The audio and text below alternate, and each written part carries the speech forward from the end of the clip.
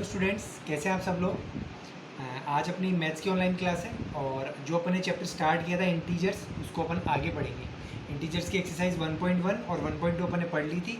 आज अपन 1.3 और 1.4 से रिलेटेड पढ़ेंगे। तो आइए स्टार्ट करते हैं।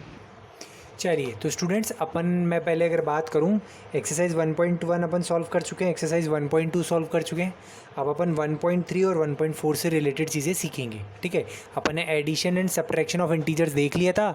अब अपन मल्टीप्लिकेशन ऑफ इंटीजर्स और आगे जाके डिवीजन ऑफ इंटीजर्स देखेंगे। ठीक है, तो स्टूडेंट्स अब अपन बात करते हैं इंटीजर्स को मल्टीप्लाई कैसे किया जाता है। ठीक है, तो मल्टीप्लाई के लिए अपन ने मैंने आपको पिछली बार कुछ रूल्स बताए थे। ठीक है, कि जब इंटीजर्स को मल्टीप्लाई करते हैं तो प्लस का इंटीजर इंटू प्लस का इंटीजर हो तो आंसर किस में आता है, प्लस में। माइनस का इंटीजर इंटू माइनस का इंटीजर हो तो आंसर किस में आता है, प्लस में। प्लस का इंटीजर इंटू माइनस का इंटीजर, ये मैंने पहले पढ़ाया था आपको पिछली क्लास में एक बार, मल्टीप्लिकेशन की टेबल में वही बता रहा हूँ, वही टेबल है, कुछ नई चीज़ नहीं पढ़ रहे हैं। तो ये क्या हो जाएगा, माइनस, और साइन किसका आ जाएगा, माइनस का। और माइनस का इंटीजर इंटू प्लस का इंटीजर हो गया तो आंसर किसका आ जाएगा, माइनस का। यानी दोनों इंटीजर्स अगर प्लस के हो तो मल्टीप्लाई में प्लस होता है, दोनों माइनस के हो तो मल्टीप्लाई में माइनस होता है, और दोनों एक प्लस और एक माइनस हो तो मल्टीप्लाई में साइन माइनस का आता है। यानी दोनों सेम साइन तो प्लस, दोनों डिफरेंट साइन तो माइनस। ठीक है, तो एग्जाम्पल ले जैसे -3 इंटू -4। ठीक है, ये दो इंटीजर्स अपन मल्टीप्लाई कर रहे हैं, -3 इंटू -4, तो 3 4 जा 12, और माइनस इंटू माइनस क्या हो जाता है, प्लस। तो आंसर क्या हो जाएगा, प्लस का 12। ठीक है, मैं बात करूं माइनस का 5 इंटू 6। ठीक है, माइनस का 5 इंटू 6, तो पहला नंबर माइनस है, दूसरा नंबर किसका है, प्लस का है। तो माइनस इंटू प्लस क्या होता है, माइनस।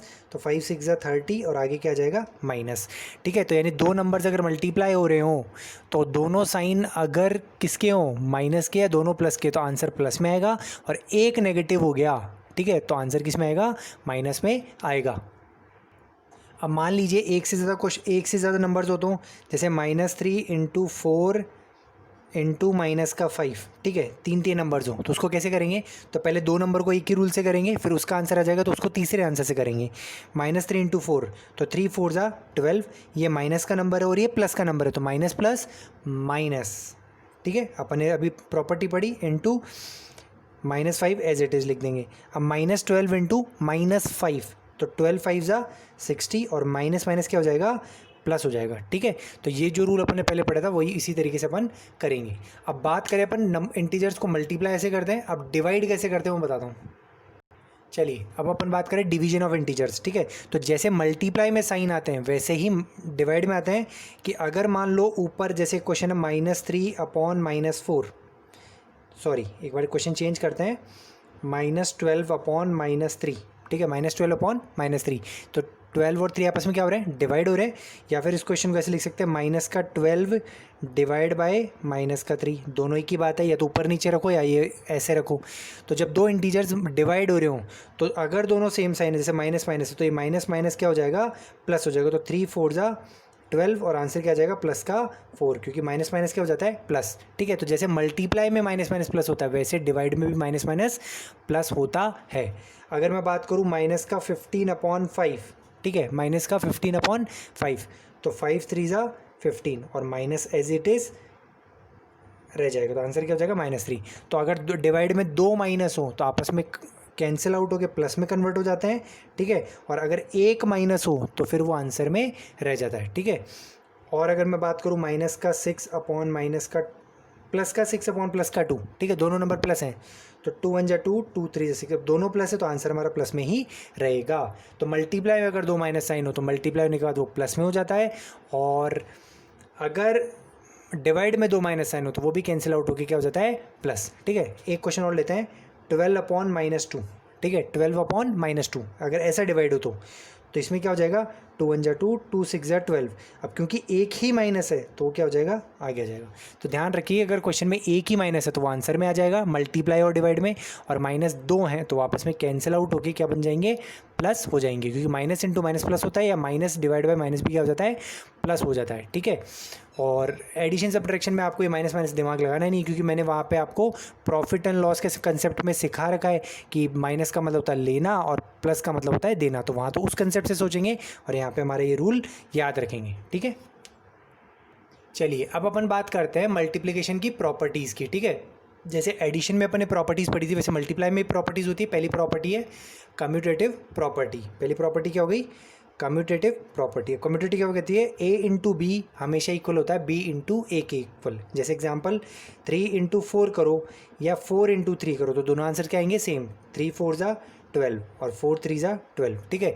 और ये कम्यूटेटिव प्रॉपर्टी कहाँ आएगी हमारे काम में? फिल इन द ब्लैंक्स में काम आएगी, जहाँ पे वैसे ए इंटू बी इंटू ए का फॉर्मेट होगा और एक जगह ब्लैंक दे दे तो अपन उसको फिल कर देंगे। जैसे 3 into -5 is equal to -5 into dash. तो कम्यूटेटिव प्रॉपर्टीज़ में लगाने पर 3 और -5 आएगा, तो यहाँ -5 आएगा तो यहाँ पे क्या आएगा?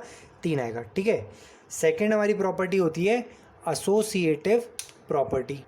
चलिए अब हमारी अगली प्रॉपर्टी है एसोसिएटिव प्रॉपर्टी, ठीक है। एसोसिएटिव प्रॉपर्टी वैसी है जैसे अपन एडिशन में पढ़ी थी। A into B into C is always equal to A into B into C. यहाँ पर हमने ए और बी को पहले मल्टीप्लाई किया है क्योंकि ब्रैकेट लगा हुआ है। यहाँ पे बी और सी को पहले किया है, फिर उसको ए से किया है, ठीक है। तो दोनों केसेस में आंसर सेम होते हैं। जैसे मैं एग्जांपल लूँ 2 इंटू 6 इंटू 5, ठीक है। और यहाँ पे ब्रैकेट लगा दूँ मैं ए और बी यानी 2 इंटू 6 पे, और इधर 2 इंटू 6 इंटू 5 यहाँ पे 6 और 5 पे लगा दूँ, ठीक है। तो 2 इंटू, अब यहाँ पे पहले मुझे 2 इंटू 6 को मल्टीप्लाई करना है, फिर 5 से करना है। यहाँ पे 6 इंटू 5 को करना है, फिर उसके आंसर को 2 से मल्टीप्लाई करना है। तो 2 6 ज़ा 12 और 12 इंटू 5 12 5 ज़ा 60, ठीक है। यहाँ पे मैं बात करूँ तो 2 इंटू 6 5 ज़ा 30 और 32 ज़ा 60, ठीक है। तो देखिए हमारे दोनों आंसर्स क्या आए हैं? सेम आए हैं, ठीक है। तो A into B into C B A into B into C के बराबर होता है, जिसमें ए बी को आप पहले मल्टीप्लाई करो या बी सी को पहले मल्टीप्लाई करो, कोई फ़र्क नहीं होता। तो ये हमारी एसोसिएटिव प्रॉपर्टी है। तो ये प्रॉपर्टी भी कहाँ आती है? हमारे काम आती है फिल इन द ब्लैंक्स में, ठीक है। जैसे एक क्वेश्चन आ गया -3 इंटू 4 इंटू 5, ठीक है, is equal to -3 dash into 4 into 5, ठीक है। -3 into 4 into 5 equal to dash into 4 into 5। तो यहाँ पे 4 और 5 इधर है, 4 और 5 इधर है, तो कौन मिसिंग है? -3। तो यहाँ पे क्या जाएगा? -3, ठीक है। इस तरीके से आपके ये एसोसिएटिव प्रॉपर्टी हो गई। अब अगली प्रॉपर्टी होती है हमारी, चलिए अब अगली हमारी प्रॉपर्टी होती है डिस्ट्रीब्यूटिव प्रॉपर्टी, ठीक है। ये नई प्रॉपर्टी ये अपन एडिशन में नहीं पढ़ी थी, ठीक है। और ये बहुत इंपॉर्टेंट प्रॉपर्टी है, आपके बहुत काम आने वाली है। इसमें बहुत सारे क्वेश्चंस आप इससे सॉल्व करने वाले हो। इसमें फिल इन द ब्लैंक्स भी आएंगे और आपको क्वेश्चंस भी सॉल्व करने होंगे, ठीक है। तो ए इंटू बी प्लस सी क्या होता है? ए को एक बार आप अगर कोई दो ब्रैकेट में दो चीज़ें प्लस हो रही हो या दो चीज़ माइनस हो रही हो, ठीक है, और बाहर एक नंबर से मल्टीप्लाई हो, तो ए को एक बार आप बी से मल्टीप्लाई कर दो और ए को एक बार आप सी से मल्टीप्लाई करो और दोनों आंसर्स को क्या कर दो? प्लस कर दो, ठीक है। तो ए इंटू बी प्लस सी किसके इक्वल होता है? ए इंटू बी और फिर बीच में प्लस है तो प्लस ए इंटू सी। अगर यहाँ पे माइनस होगा तो यहाँ पे बीच में क्या आ जाएगा? माइनस आ जाएगा, ठीक है। तो एक एग्जाम्पल लेते हैं 3 इंटू 4 प्लस 5, ठीक है। तो डिस्ट्रीब्यूटिव प्रॉपर्टीज़ को सॉल्व करेंगे तो कैसे हो जाएगा? 3 एक बार 4 से मल्टीप्लाई होगा और 3 एक बार 5 से मल्टीप्लाई होगा, ठीक है। तो आंसर हो जाएगा 3 इंटू 4, फिर बीच में प्लस है तो प्लस 3 इंटू 5, ठीक है। 3 इंटू 4 प्लस 3 इंटू 5, तो 3 4 ज़ा 12 प्लस 3 5 ज़ा 15, तो 12 प्लस 15 कितना हो जाएगा? 27।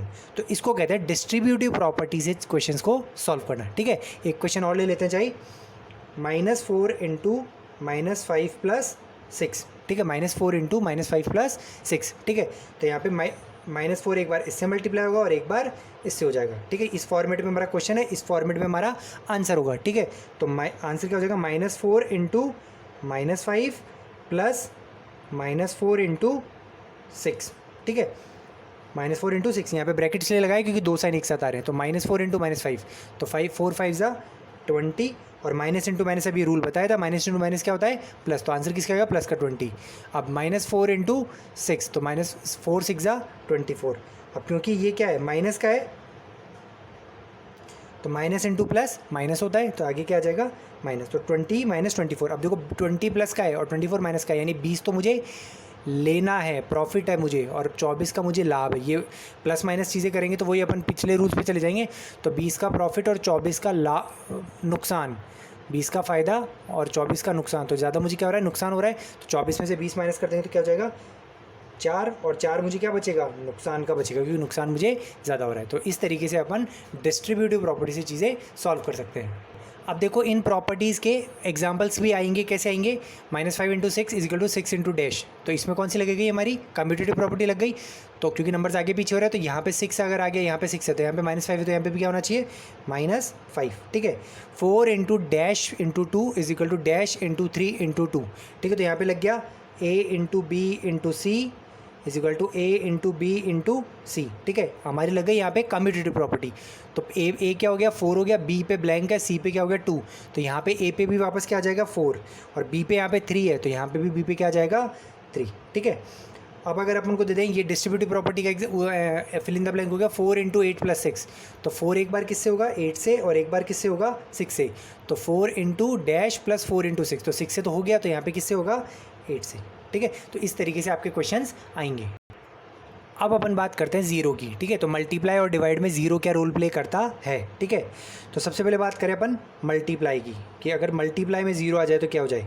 तो किसी भी नंबर को अगर आप ज़ीरो से मल्टीप्लाई करोगे तो आंसर कितना हो जाएगा 0, 6 × 0 0, -2 अगर नेगेटिव नंबर इंटीजर है तो भी -2 × 0 क्या हो जाएगा 0, ठीक है।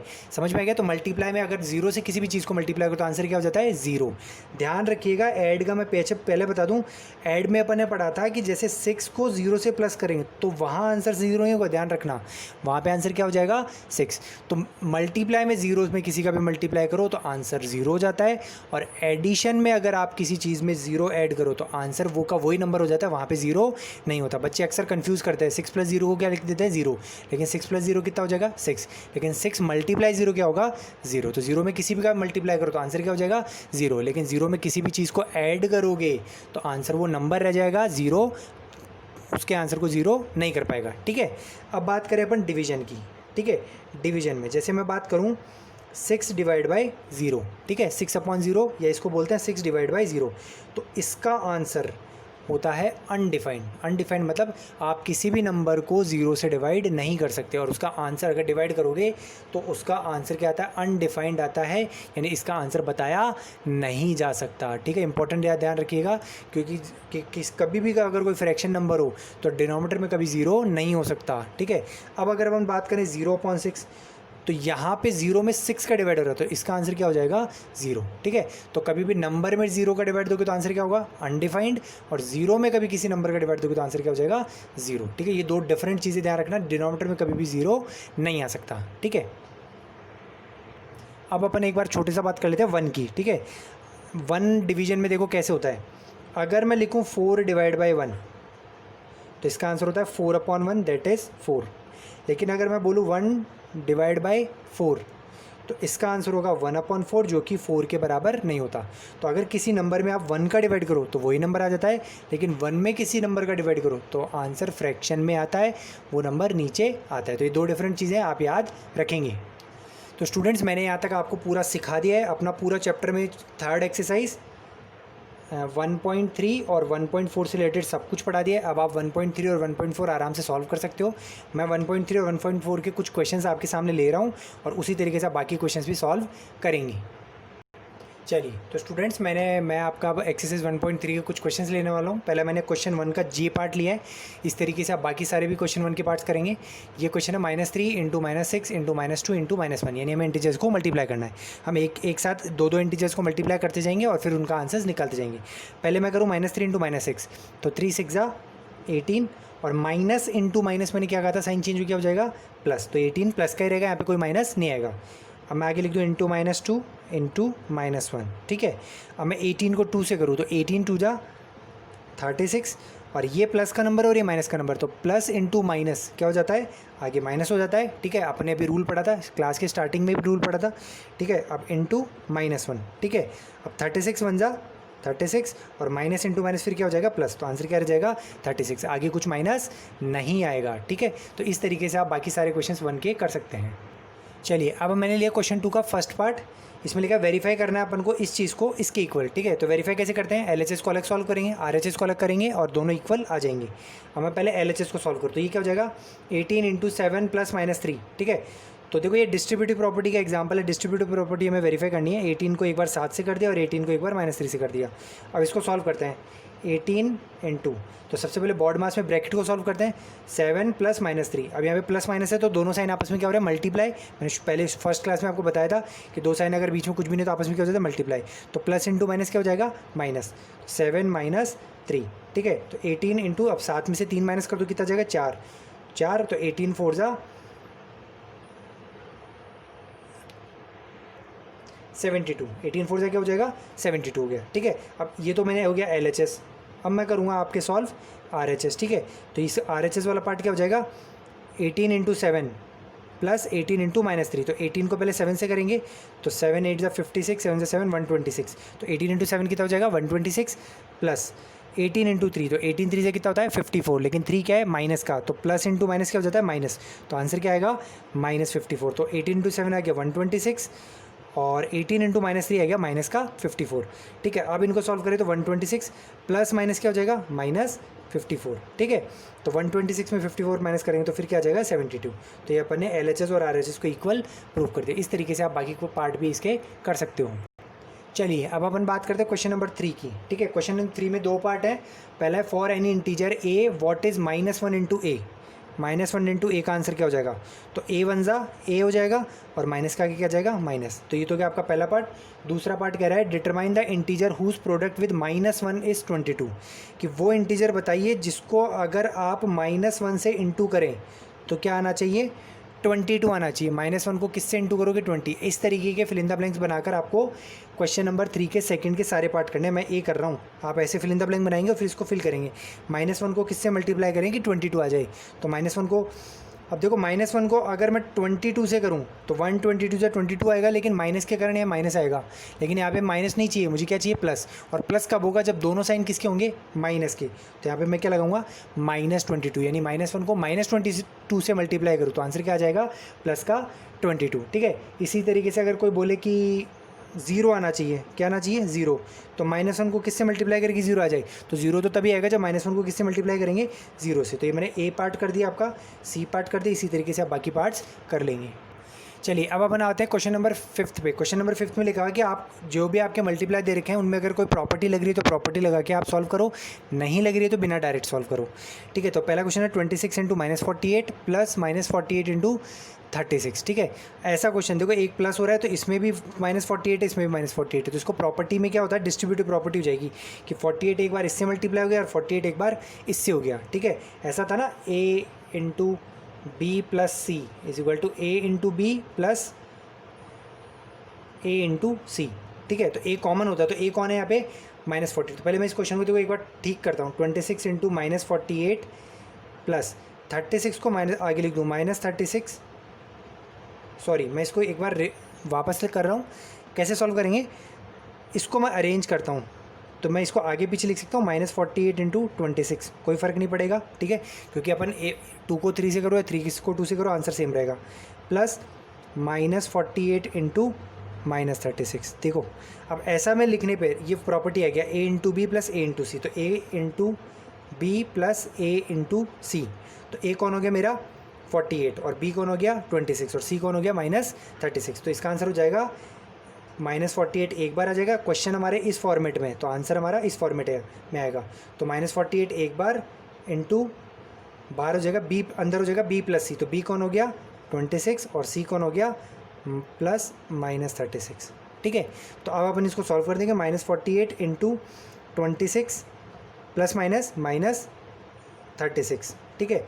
-48 इंटू 26 में से 23, 26 छोटा है 36 बड़ा है, तो 36 में से 26 काट देंगे, कितना जाएगा 10, और आगे किसका बचेगा, माइनस का, क्योंकि ज़्यादा अपन को ज़्यादा बड़ा नंबर किसका है 36 का। अब है -48 इंटू -10, तो माइनस प्लस हो जाएगा और 48 10 ज़ा 480 आंसर आ जाएगा, ठीक है। तो इस तरीके से आप क्वेश्चन 5 सॉल्व कर सकते हैं। फटाफट एक क्वेश्चन और ले लेते हैं। 7 इंटू 50 - 2, क्वेश्चन 5 का F पार्ट है, ठीक है। तो 7 ये डिस्ट्रीब्यूटिव प्रॉपर्टी से हो जाएगा, 7 एक बार इससे मल्टीप्लाई हो जाएगा और एक बार इससे, तो हो जाएगा 7 इंटू 50 - 7 इंटू 2, तो 7 50 जा 350 -7 2 जा 14, तो आंसर हो जाएगा 336। तो इस तरीके से आप क्वेश्चन 5th के सारे कर सकते हैं। चलिए अब मैं आपको क्वेश्चन 6 पढ़ रहा हूँ, ध्यान से सुनेंगे। A certain freezing process requires the room temperature be lowered from 40 degree Celsius at the rate of 5 degree Celsius every hour. कि किसी रूम का टेम्परेचर है 40 डिग्री सेल्सियस और हर घंटे कितना कम हो रहा है, 5 डिग्री सेल्सियस कम हो रहा है। तो बताओ 10 आवर्स 10 आवर्स बाद उसका टेम्परेचर कितना हो जाएगा। यानी 10 घंटों में बार बार कितना कम होगा, 5 डिग्री सेल्सियस कम होगा। कम का मतलब माइनस। तो अपन अपना आंसर क्या हो जाएगा, 40 डिग्री में से 5 × 10 कर देंगे। क्यों कर देंगे, क्योंकि मुझे 5 डिग्री 10 बार माइनस करना है। तो हमारा हो जाएगा 40 डिग्री माइनस 5 × 10, तो हो जाएगा 40 - 5 10 × 50 और आंसर आ जाएगा 40 - 50 तो 10 और बड़ा नंबर 50 है तो आंसर क्या आ जाएगा -10। ठीक है, तो इस तरीके से आप ये क्वेश्चन नंबर 6। चलिए अब अपन बात करते हैं एक्सरसाइज 1.4 की। वो हो गई हमारी डिवाइड की। तो 1.4 में क्वेश्चन 1 का पहला पार्ट है, ए पार्ट है -30 डिवाइड बाय 10। ठीक है, तो जब भी अपन डिवीजन करेंगे तो क्या करेंगे, इस डिवाइड को चेंज करेंगे फ्रैक्शन में। आपको पता है डिवाइड दो तरीके से लिखा जाता है, या तो ऐसे या फिर मैं ऐसे लिख सकता हूँ -30/10। तो ऐसे अपन लिखेंगे, फिर सॉल्व काट के अपन सॉल्व करेंगे। तो 0 से 0 कट जाएगा।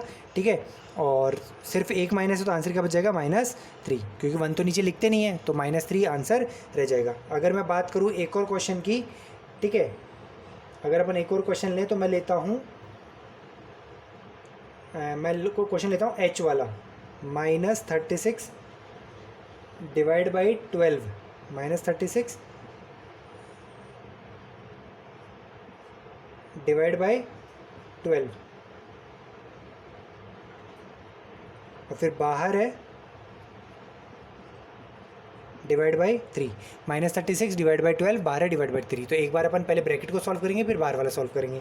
तो हो जाएगा, पहला ब्रैकेट में हो जाएगा -36/12 और डिवाइड बाई 3 बाहर एज इट इज़। डिवाइड को सॉल्व करने के लिए पहले उसे फ्रैक्शन में कन्वर्ट करते हैं, फिर काटेंगे। 12 × 1 = 12, 12 × 3 = 36 और ऊपर माइनस है तो क्या बचेगा, -3, फिर डिवाइड बाई 3। ठीक है, -3 डिवाइड बाई 3 तो ये क्या हो जाएगा, -3/3।